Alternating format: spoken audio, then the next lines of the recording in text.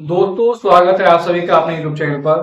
तो आज हम बात करने वाले हैं जम्मू कश्मीर और हरियाणा विधानसभा चुनाव के बारे में। जी हाँ, चैनल पे नए हैं तो चैनल को सब्सक्राइब कर लीजिए।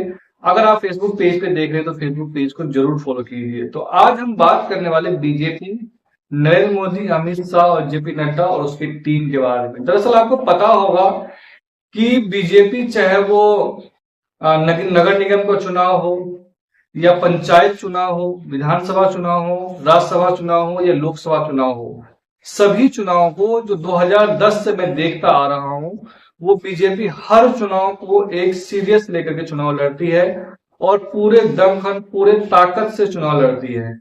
आपको याद होगा जब हैदराबाद के अंदर नगर निगम का चुनाव हो रहा था, ग्रेटर हैदराबाद का जो नगर निगम का चुनाव हो रहा था, उस वक्त सत्ता में तेलंगाना के अंदर केसीआर थे। तो नगर निगम चुनाव में प्रचार करने के लिए जेपी नड्डा उतर गए थे, अमित शाह उतर गए थे। तो सोच सकते हैं वो चुनाव को किस तरह से सीरियस लेके चुनाव लड़ते हैं। तो मेरा बात करने का पैटर्न ये है कि अभी दो राज्यों में विधानसभा चुनाव चल रहे हैं। एक जम्मू कश्मीर में, जहां पर आज दूसरे चरण का मतदान हो रहा है, और दूसरा जो है वो हरियाणा चुनाव हो रहा है। हरियाणा के अंदर में मौजूदा में अभी बीजेपी सत्ता में है मौजूदा समय में। वहां के जो मुख्यमंत्री है वो नायब सिंह सैनी है। लेकिन हरियाणा के अंदर चुनाव काफी नजदीक, मुझे लग रहा है कि मुश्किल से आज 25 तारीख हो गए, 10 दिन बचा हुआ है। लेकिन बीजेपी की जो सेंट्रल लीडरशिप है उनका दौरा नहीं हो पा रहा है, ना तो जम्मू कश्मीर में और ना ही हरियाणा में। इसके पीछे रीजन क्या है? तो इस तरह कई तरह के कयास लगाए जाते हैं। बड़ा ये भी जाता है कि बीजेपी अंतिम सांस तक नहीं छोड़ती है लड़ना। जब तक उनको लगता है कि यहाँ से कुछ हो सकता है तो वो पूरे दमखम से चुनाव लड़ती है। नरेंद्र मोदी के कई सारे दौरे करवाए जाते हैं, खुद अमित शाह मोर्चा संभाल लेते हैं, जेपी नड्डा का होता है, और तमाम बड़े मंत्री जो है, बड़े नेता जो बीजेपी का, उस राज्यों का दौरा करना शुरू कर देते हैं। लेकिन हरियाणा और जम्मू कश्मीर से गायब दिख रहा है बीजेपी के बड़े नेता जो है, उन्होंने लोकल नेताओं पे छोड़ दिया चुनाव लड़ने के लिए। खास करके हरियाणा की आज हम बात करेंगे। हरियाणा में अभी तक नरेंद्र मोदी जी के एक या दो ही रैली हुए, मुझे मुश्किल से लग रहा है, और एक अमित शाह जी के। उसके बाद से जो मुझे लग रहा है कि यहाँ पर कोई रैली हुआ ही नहीं है। अभी नरेंद्र मोदी जी अमेरिका में है, वहां पर स्क्वाड सम्मेलन में भाग लेने गए थे।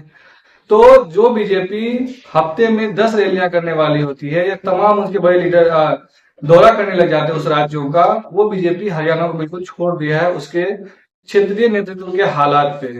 तो इसके पीछे कई रीजन बताया ये जा रहा है कि बीजेपी नेतृत्व ने कई मल्टीपल सर्वे करवाया है। उस सर्वे के आधार पर पता ये चला है कि बीजेपी यहाँ पर चाह करके सत्ता में नहीं आ सकती है।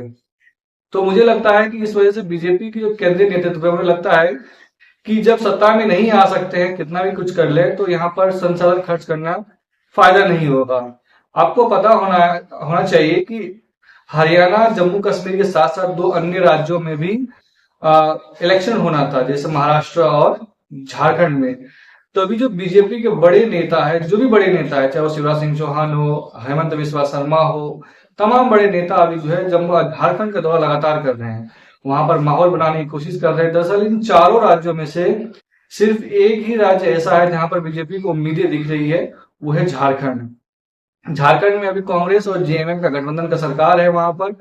और जब से जेएमएम के जो हेमंत सोरेन है मुख्यमंत्री के तौर पर जब जेल गए, तो उनके प्रति जो सहानुभूति है खास करके आदिवासी लोगों में, तो उस वजह से वहां पर भी हालात थोड़ा दिख नहीं रहा कि सही है।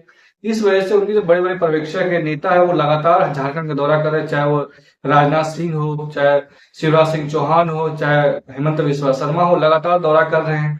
और खुद नरेंद्र मोदी जी भी वहां पर जा चुके हैं। तो मुझे लग रहा है कि इस वजह से जब बीजेपी को उम्मीदें नहीं दिख रही है, तो इस वजह से वो वहां पर जा नहीं रहे हैं, चाहे वो जम्मू कश्मीर हो, चाहे वो झारखंड हो, हरियाणा हो। मुझे लग रहा है कि इन दोनों ही राज्यों में इंडिया गठबंधन का कंफर्टेबली मेजोरिटी के साथ सरकार बना सकती है।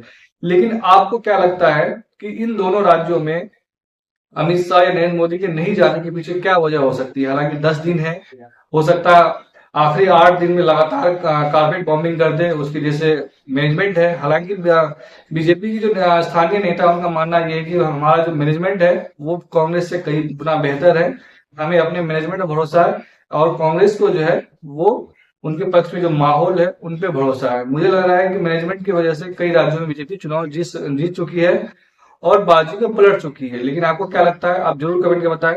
चैनल पे नए हैं, चैनल को सब्सक्राइब कर